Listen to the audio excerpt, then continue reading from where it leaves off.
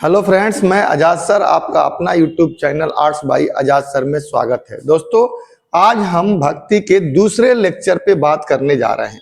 पिछली क्लास में हमने आपको भक्ति के बारे में बताया था कि कैसे भक्ति प्रथम शताब्दी ईसा पूर्व में उत्तर भारत में इसका उदय होता है और धीरे धीरे वो भक्ति वहां से उड़ीसा और उड़ीसा से कर्नाटक की ओर बढ़ती है, तमिलनाडु की ओर बढ़ती है। आज हम तमिलनाडु में दो लोग आए थे भक्ति परंपरा के तहत, अलवार और नैनार। इन दोनों ही भक्ति जनों को समझने की कोशिश करेंगे कि तमिलनाडु के अलवार और नैनार संतों के बारे में जानेंगे। तो दोस्तों, चलिए आज हम बात करते हैं तमिलनाडु के अलवार और नैनार संत। प्रारंभिक भक्ति आंदोलन का लगभग 6ठी शताब्दी ईसा पूर्व में अलवार और नैनारों के नेतृत्व में विकसित हुआ था। दक्षिण भारत में अगर कहा जाए तो दक्षिण भारत में भक्ति परंपरा तमिलनाडु में सबसे पहले 6ठी शताब्दी ईसा पूर्व में अलवार और नैनार के रूप में उभर करके सामने आया था। अलवार और नैनार एक स्थान से शताब्दी में अलवार और नैनारों के नेतृत्व में विकसित हुआ था। ये अलवार और नैनार जो एक विष्णु की और एक शिव की आराधना करते थे, एक स्थान से दूसरे स्थान पर भ्रमण करते रहते थे और तमिल भाषा में अपने इष्ट देवता की स्तुति में भजन गाते रहते थे। अपने भ्रमण के दौरान ही, यानी घूमने के दौरान ही, अलवार और नैनार संत कुछ महत्वपूर्ण स्थानों को अपनी इष्ट देवता का निवास स्थान घोषित कर दिया करते थे। क्या करते थे? अपनी इष्ट देवता का निवास स्थान घोषित कर देते थे ताकि यहाँ पर हमारे इष्ट देवता रहेंगे, और वहीं पे छोटे मोटे मंदिर का निर्माण करना शुरू कर देते थे। धीरे धीरे गांव परंपरा के लोगों से मुलाकात होती थी और गांव के राजा महाराजा तक भी वहां आते थे और बड़े बड़े भव्य मंदिर हमें देखने को वहां मिल जाते थे। फिर वहां से छोड़ करके वो संत अगले इलाके की तरफ बढ़ जाते थे, वहां पर किसी अन्य व्यक्ति को रख देते थे और इस प्रकार से भक्ति परंपरा में धीरे धीरे आगे विकास होता रहा। ठीक है, अब कह रहा है कि करते थे, जहां पर आगे चलकर मंदिरों का निर्माण भी हुआ और तीर्थ स्थल के रूप में प्रसिद्धि भी हुई। इन मंदिरों में संत कवियों के भजनों को गाया जाता था और इनकी प्रतिमा की पूजा भी की जाती थी। इस प्रकार दक्षिण में इस प्रक्रिया के तहत अलवार और नैनार संतों का विकास हुआ और आगे चलकर इनकी प्रतिमा के साथ मंदिर का भी विकास हुआ। अब कह रहा है कि जाति के प्रति दृष्टिकोण। ठीक है, मैंने पहले भी बता रखा था कि एक व्यक्ति अलवार जो विष्णु से, नैनार जो शिव से संबंधित थे। अपने अपने भक्तजन भक्ति परंपरा में जाति के प्रति दृष्टिकोण का तात्पर्य यह है कि अलवार और नैनार संतों ने जाति प्रथा और ब्राह्मणों की प्रभुता के खिलाफ आवाज उठाई। यानी उत्तर भारत में जैसे भक्ति में कहिए या यहाँ के लोगों में धर्म के प्रति जो जाति प्रथा बहुत हावी हो गई थी, उस तरह से हमें दक्षिण भारत में भक्ति परंपरा में देखने को नहीं मिलता है। दक्षिण भारत में भक्ति में ब्राह्मणों का वर्चस्व हमें दिखाई नहीं देता है। वहां पर अलवार और नैनारों ने जाति प्रथा का महत्व नहीं दिया था। यही वो बता रहा है कि नैनार और अलवार संतों ने जाति प्रथा और ब्राह्मण की प्रभुता के खिलाफ आवाज उठाई, क्योंकि भक्ति संत विविध अलग अलग समुदाय से थे।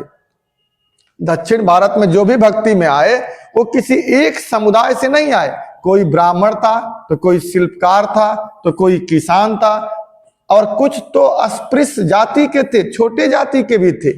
इस प्रकार भक्ति में जाति का कोई स्थान नहीं था जैसे कि उत्तर भारत में था। इस प्रकार देखा जाए तो भक्ति ने सबसे पहले जाति का विरोध किया, जो इस भक्ति का एक सबसे बड़ा विशेषता थी। ब्राह्मणवाद को भी चुनौती दिया, दूसरी तरफ ब्राह्मण धर्म को भी चुनौती दिया।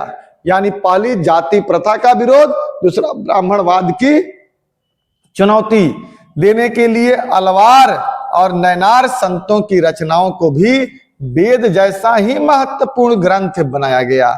जैसे नल ईरा दिव्य प्रबंधन एक किताब नैन अलवारों के द्वारा लिखा गया। इस प्रकार इस ग्रंथ का महत्व संस्कृत के चारों वेदों के बराबर है, इसलिए इसे पंचम वेद भी कहा जाता है। अब कह रहा है कि क्या इस भक्ति में स्त्री भी आई? अलवार और नैनारों की भक्ति में बिल्कुल आई। महिलाओं को भी इसमें स्थान दिया गया। मतलब तीन विशेषता। पहली विशेषता कि इन्होंने क्या किया जी, ब्राह्मणवाद को चुनौती दिया। दूसरी विशेषता, जातिवाद की परंपरा को हटा दिया। और तीसरा, उत्तर भारत में महिलाओं का स्थान नहीं था, दक्षिण भारत में इन्होंने महिलाओं को भी स्थान दिया। ठीक है। भक्ति परंपरा की सबसे महत्वपूर्ण एक विशेषता ये भी रही, यह भी थी कि इसमें महिलाओं को भी स्थान दिया गया। जैसे अंडाल नाम की एक स्त्री अलवार भक्ति को भी मानती थी, जबकि दूसरी तरफ कराईकाल अम्बियार ने अपने शिव भक्त नयनार से जोड़ करके देखा। इस प्रकार देखा जाए तो दक्षिण की भक्ति में महिलाओं का स्थान भी एक महत्वपूर्ण विशेषता के तौर पे आप याद करिएगा।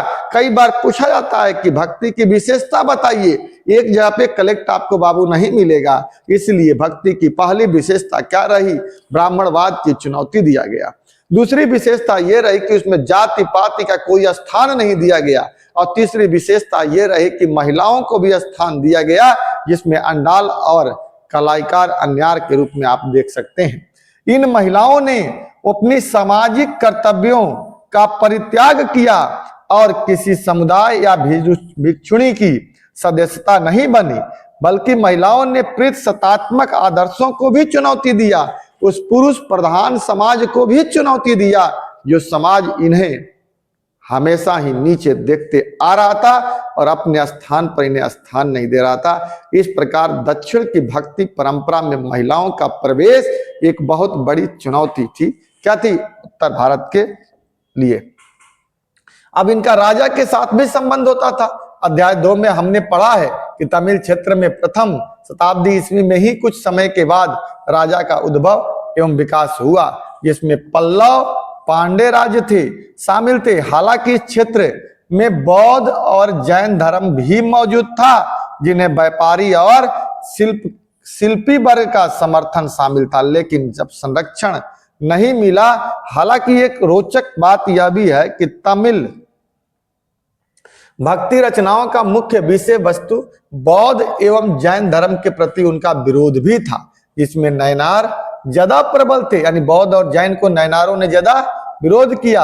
हालांकि उस विरोध का मुख्य कारण राजकीय अनुदान को लेकर था, क्योंकि भक्ति शक्तिशाली चोल सम्राटों ने ब्राह्मणीय और भक्ति परंपरा का समर्थन दिया और विष्णु एवं शिव के मंदिर के निर्माण के लिए भूमि अनुदान भी दिया। चिदम्बरम, तंजावुर और गंगईकोट चोलपुरम के विशाल शिव मंदिर चोल साम्राज्य के मदद से ही निर्मित हुआ था। काशी में ढाली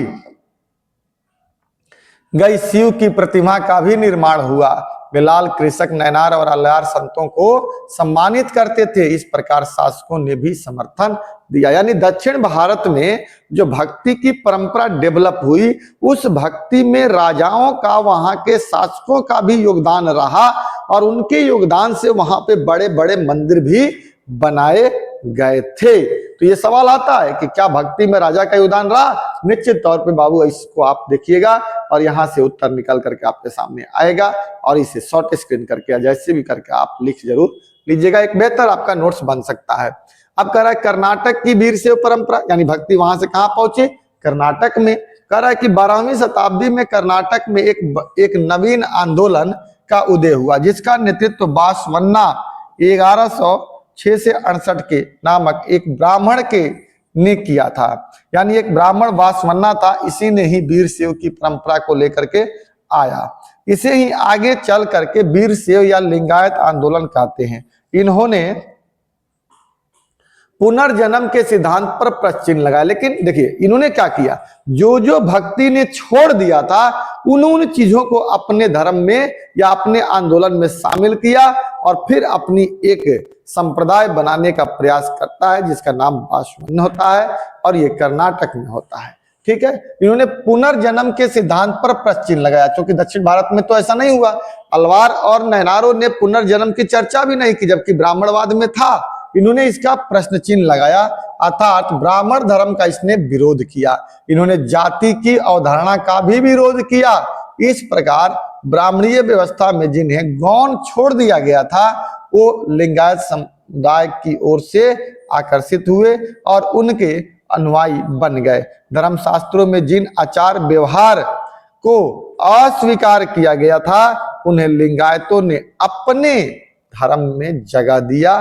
जैसे वयस्क विवाह, कहा कि वयस्क विवाह होना चाहिए, विधवा पुनर्विवाह भी होना चाहिए, यानी विधवा पुनर्विवाह को भी मान्यता प्रदान की। ये शिव की पूजा लिंग के रूप में करते थे, उनकी भाषा कन्नड़ थी, इसीलिए इन्हें लिंग की पूजा करते थे, इसलिए इन्हें क्या कहा गया, लिंगायत कहा गया, लिंगायत कहा गया। और शिव के अपने वीर के रूप में इन्हें मानते थे, तो इन्हें वीर शिव भी कहा जाता था। इस पर भी टिप्पणी आपको आ जाता है वीर शिव या लिंगायत आंदोलन के बारे में, जिसका शुरुआत बसवन ने किया था कर्नाटक में, जिनकी भाषा कन्नड़ भाषा थी। और इन्होंने उन चीजों को पकड़ा जो भक्ति में छूट गया था, और बाकी तो इन्होंने विरोध किया ही जो भक्ति ने भी विरोध किया था। इस प्रकार दोस्तों हमने आज आपको ये दूसरा वीडियो इसमें बनाने की बताने का प्रयास किया।